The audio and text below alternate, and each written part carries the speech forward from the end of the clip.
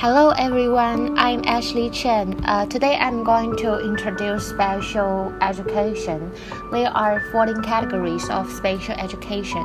The different categories are broken down in the following categories: autism, deafness, developmental delay, emotionally disturbed, hearing impairment, intellectual disability, multiple disabilities, orthopedic disability, other health impairment, traumatic brain injury, specific learning disability, speech-language impairment, and visual impairment. So let's start from autism. It affects verbal and nonverbal communication and social interaction, generally evident before age 3. These students want to communicate in their own unique way. On the PPT, we can see the specific actions of autism. And next one are deaf blindness and deafness. Deaf blindness refers to a child with both hearing and visual disabilities evident before age 3. And deafness is a lack of hearing ability characterized by deafness. These students have a loss in pitch and loudness. And about developmental delay. Children are 3 through 9 with a developmental delay in physical, cognitive, social, emotional, or adaptive development. They are often given intervention services for their specific needs. And next, emotionally disturbed, students that are unable to learn due to continuous behavioral problems. These students may be bipolar, depressed, anxious, and have psychological problems as well.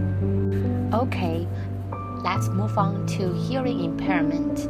It's an impairment in hearing, whether permanent or fluctuating. Then, intellectual disability, it significantly below average general intelligence, existing with deficit in adaptive behavior. Children with an IQ below 70, they have difficulties in comprehension and life function. Going to multiple disability, simultaneous impairments such as intellectual disability and blindness occurring at the same time, and some have difficulties breathing, reading, and seeing.